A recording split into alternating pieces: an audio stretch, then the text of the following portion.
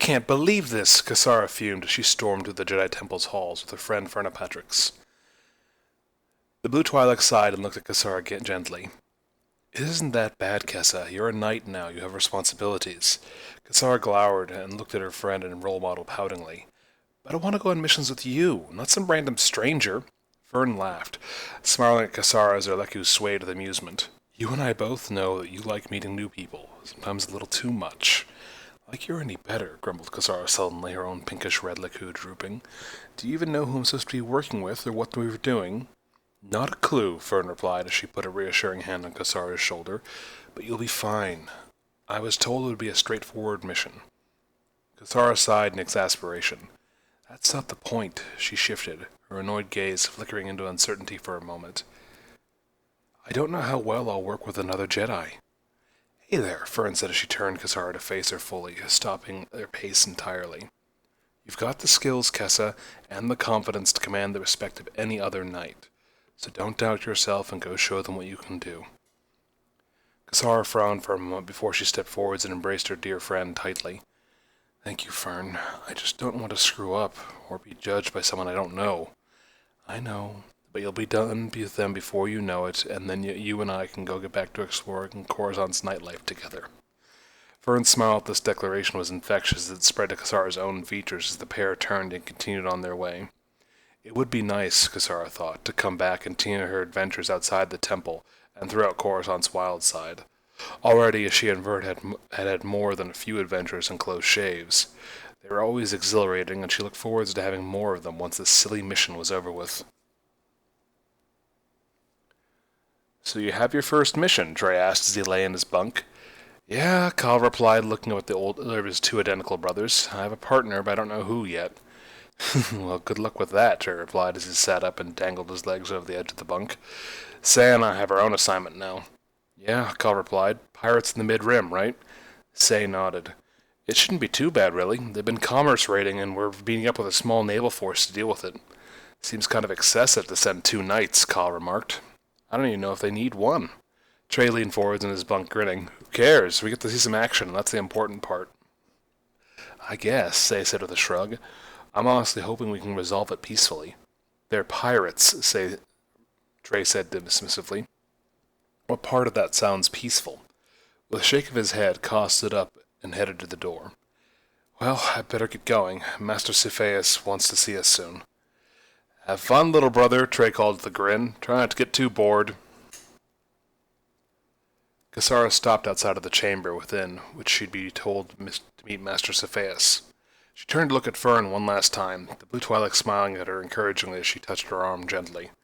It'll be fine, Kessa. Go show them what you've got. Kesarah frowned, a brief moment of uncertainty marking her mind as she took a deep breath and steeled herself. When she walked through the door into the next room, she was the very model of confidence and self-assurance. She looked at the Devoronian Jedi Master, Master Cepheus, as he stood next to the display screen working his datapad. There was another being in the room as well, a human boy who looked to be about her age, late teens or maybe early 20s. He wore the typical Jedi tunic and pants, nothing eye-catching. This, then, must be her partner. She took a moment to study him where he sat in the room's stadium seating. He had gentle features in profile, his eyes were dark blue, and he had long black hair that was tied at his neck that allowed to fall freely down his back to his waist. He was leaning forwards intently as Master Cepheus spoke to him, but seemed to realize he was being watched and sat up, turned to look at Kesarah. Hello, he said with an open and welcoming smile as he stood up and approached her. I'm Knight Kahan. Kesarah frowned, not letting him see what she thought of him as she nodded in greeting. The only hint at any ill ease she might have felt at this meeting with the new face before her was the slight twitching at the tips of her brain-tails. I'm Kesarah Dilligas, she said curtly before turning to Master Cepheus. What is our assignment, Master? The Devoronian Master entered several keys on his datapad to bring up the display screen. A galactic map was projected on the screen, showing the deep core before zooming in on a particular sector. The Koros sector? Ka asked curiously. That is correct, Knight Han, Master Cepheus said. Specifically the Koros system. They're a major mining system, Ka said, a member of the Republic with a monarchical system of government. They're also the base of power from which the Sith Wars were first launched. Kesarah rolls her eyes slightly, crossing her arms over her chest. Great, that's what you needed, a little bookworm. All of that is correct, Master Sophia said. The planet of Empress Teta is currently undergoing a transition, and the Council has been asked by the Republic to show our support for the monarchy. What does that mean exactly? Kesarah asked as she stepped forwards to examine the star map that was now showing the system and its planets. Are we going in to quell unrest or something? Nothing so extreme. There is a transition, as I said. There are 3 heirs apparent. The now deceased emperor had no children, but he had 2 nieces and a nephew, as well as 3 siblings. It is currently being decided which of them will take the throne in his place. Kesarah's nose wrinkled and her leku swayed in irritation. So, we show up and say which one we back, and stand behind them to show that we're on their side. Nothing so forceful, Master Sophia replied. You know, you and Knight Han are to go to Chorus Major, called Empress Teta by the locals, and attend the pro-coronation ceremonies, as the royalty deliberates over which of the 3 heirs is to inherit. Once an heir has been selected, you will attend the ceremony and show that the Republic and the Jedi support the heir and the Empress Teta system. Kesarah sighed. All right, so show up, wait for them to pick a ruler, tell the ruler they're amazing, and come back. Master Sophia turned to look at Kesarah appraisingly for a moment before turning back to the screen. Ka glanced at his newfound partner as Master Sophia continued their briefing. Her skin was a reddish pink with intelligent brown eyes and light striping down her braintails in irregular patterns. She also seemed to have something of an attitude, almost an impatience, really. It reminded him of Trey somewhat. Master Sophia was finishing explaining what they were to do, turning back to regard them both now, his eyes gazing at them both intently as he gave them a smile filled with sharp teeth. Do you have any questions, Knights? Knight Dilligas shook her head. No, seems pretty straightforward. Was there anything else, Master? Master Sophia held out 2 credit chits. These will give you access to a limited credit line. Should you require more, you must contact me. Knight Dilligas took her chit and smiled. That's great. What about a ship? You'll be taking one of the regular passenger liners from Coruscant to Empress Teta. You are to report no later than tomorrow evening. Knight Dilligas nodded, turning to Ka. All right, come on, we have a lot of time. Ka blinked as she took him by the arm and began leading him from the room. Where are we going? He asked in confusion as they left Master Sophia behind them and took a turn in the temple corridor. We're going shopping, of course, she replied. If you think for one moment that I'm going to go dressed in Jedi robes or even my normal clothes while attending royal ceremonies, you are very mistaken. Ka looked at the short-sleeved crop top and short skirt that Knight Dilligas was wearing. She looked fine in them, he thought. They were perhaps a little scant for a Jedi, but he didn't see anything wrong with them. What exactly did she intend to buy? With her purchases being carried by a hovering service droid, Kesarah walked into the men's section of the department store to find her partner. She leaned against the jamb of the door leading to the changing rooms. Hey in there, she called. Are you dressed? Yeah, he replied, I guess. Well, come out and let's hear and let's see, Kesarah called. I've got everything I need. Right, Ka said, opening up the changing room door and coming out to stand before her. How's this? Kesarah looked him up and down and then snorted as she put a hand on her forehead. What are you wearing? Ka looked down at the business suit he had selected. I thought it was appropriate. Isn't it professional enough?